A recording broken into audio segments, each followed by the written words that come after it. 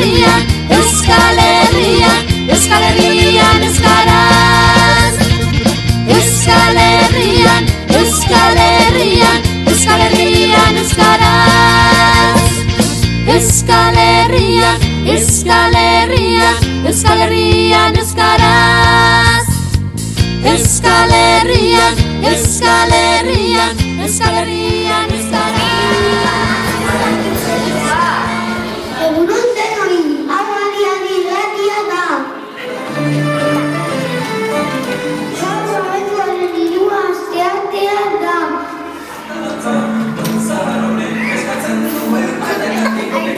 Gaurko ikusleak nahi eta goizale gara. Gaur Euskararen eguna dela saio berezi egingo dugu. Euskaraz kantatu, euskaraz jolastu, euskaraz ondo pasatu dugu. Euskaraz bizi nahi dugulako. Beraz, gaurko plana aurrekoa izango da. Lehen zikloa, irrati saio bereziak, pegatina banaketa eta euskaraz eguneko kartela, margotu eta gela apaitu, euskaraz amaitu jolasordua, ondoren jolasa. Agatxaldean, lehenengo piropo lehiaketari sari banaketa. Bigarren baditzaren mezuaren irakurketa. Hirugarrena lauretan ikasle eta irakasle guztiak patioan elkartuko gara jaialdiari amaiera emateko. Gure euskaraz eta behin-betiko abestia kantatuko. Orain eguraldia gaur egun eguzkitsua dugu. Termometroa markatzen ditu 8 gradu kanpoan eta 17 gradu barruan. Orain hirugarren zikloan mezurra irakurriko digute. Lagunok, oian eta laia gara. Aritza mezu bat bidali dugu eta zueri irakurtzera gatoz. Adi egone. Egunon lagunok, hemen nago berriro. Badakizuen nor naizen ezta? Urtero bezala, gaurko egunean Euskaren eguna zuekin ospatzera nator. Hortik, entzun dut hainbeste ekintza dituzuela prestatuta. Egun zoragarri bat pasatzeko. Gonbidatzen nauzue? Hortik ezkutaturik ibiliko naiz eta ia zen hizkuntza entzuten dudan, bezala triste jarriko naiz. Aritzaren ipuina irakurriko dugu. Aurrera!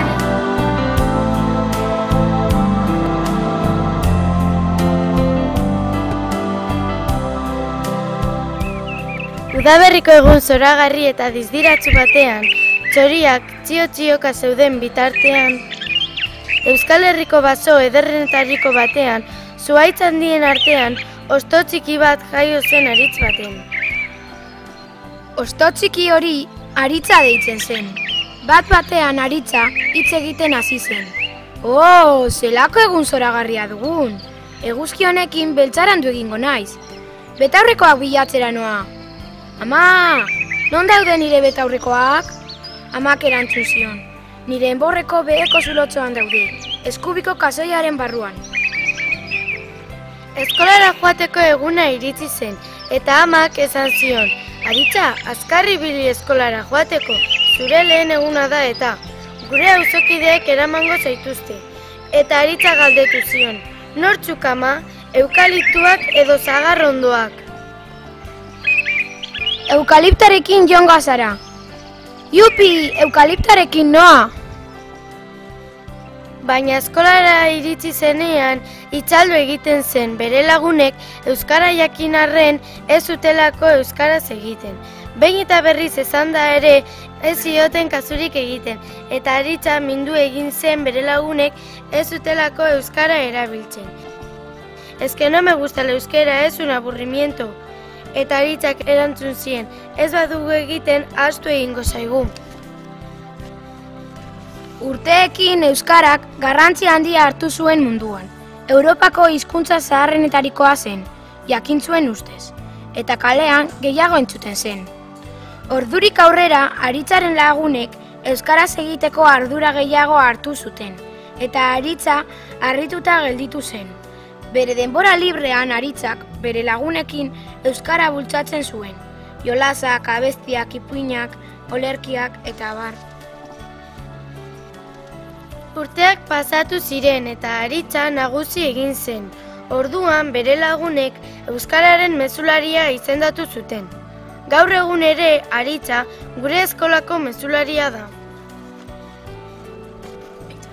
Gure artean, euskaraz hitz egin behar dugula gogorazten digu egunero Aritzak. Euskara gure hizkuntza da eta guk euskaldunok altxor bat bezala zaindu behar dugu. Euskara hizkuntza bizia da eta ez badugu erabiltzen desagertu eta hil egingo zaigu. Eskolara datozen lagun berriei euskara irakastea ere bada Aritzaren lana. Euskaraz egin behar dugu, handitan gu ere euskararen mezulariak izan gaitezkelako.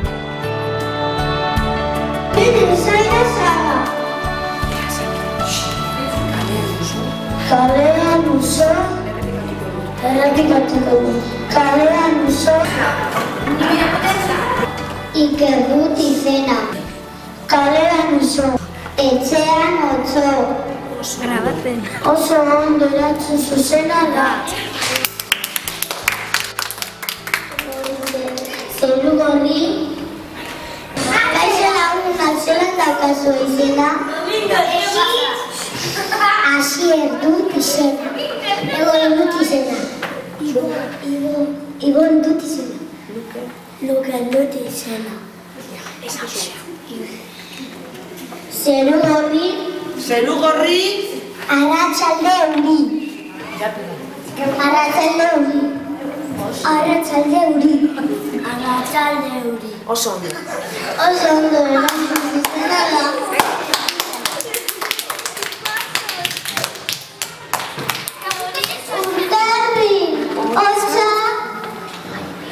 Neguaren bihotza. Neguaren bihotza. Oso ondo. Oso ondo erantzun zuzena da.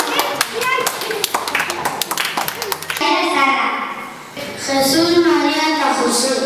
Beti jan eta beti Jose. Jesus, Maria eta Jose. Beti jan eta Algunos izateko momentu aldatu da. Espero dugu ondo pasan duzuela. Eta gogoratu euskaraz bizi nahi dugu mizka bat ez ne? Beltza ere euskaraz bizi nahi dut. Abestia kantatu. Gau eta egun euskaraz bizi nahi dut. Ta gauza bera egin dezakezu zuk. Euskaraz bizi nahi dut goizean goizik. Ez da amets bat nire nahia da baizik. Etxean kalean, lanean lagun artean, mendira joatean, eta oean sartzean. Egin ginen bizitzaren jabe, nortasuna eta izaera gorde gabe. Kaleetan bat egin genuen, elkar maite genuela erakustearren. Euskaraz bizi nahi, euskaraz bizi nahi, euskaraz bizi nahi, euskaraz bizi naiz. Gau eta egun euskaraz bizi nahi dut, ta gauza bera egin dezakezu zuk. Euskaraz bizi nahi du goizean goizik, ez da amets bat nire nahia da baizik. Etxean kalean, lanean lagun artean, mendira joatean, eta oean sartzean. Egin ginen bizitzaren jabe, nortasuna eta izaera gorde gabe. Kaleetan bat egin genuen, elkar maite genuela erakustearren. Euskaraz bizi nahi, euskaraz bizi nahi, euskaraz bizi nahi, euskaraz bizi nahi. Euskaraz bizi nahi dut goizean goizik.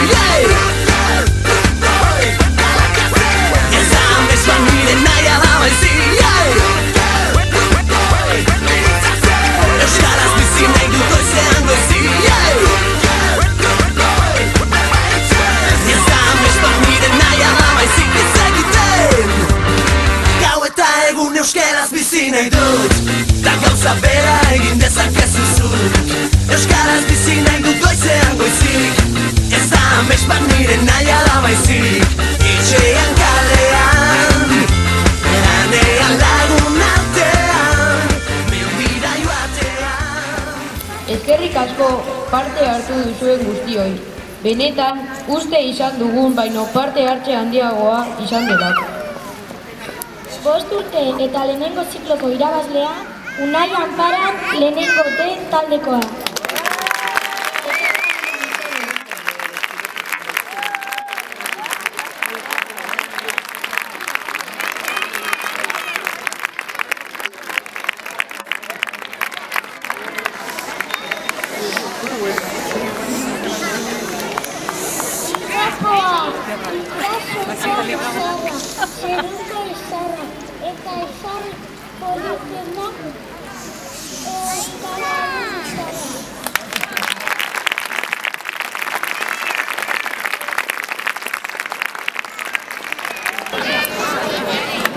Eta bigarren ziklo eta hirugarren zikloko irabazlea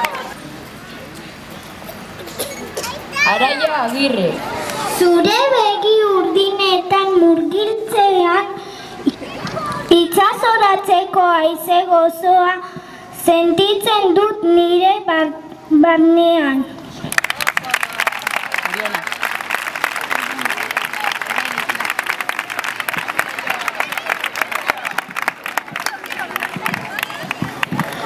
Eta azkenik, gure ospakizunari amaiera emateko, denok elkarrekin abestuko dugu.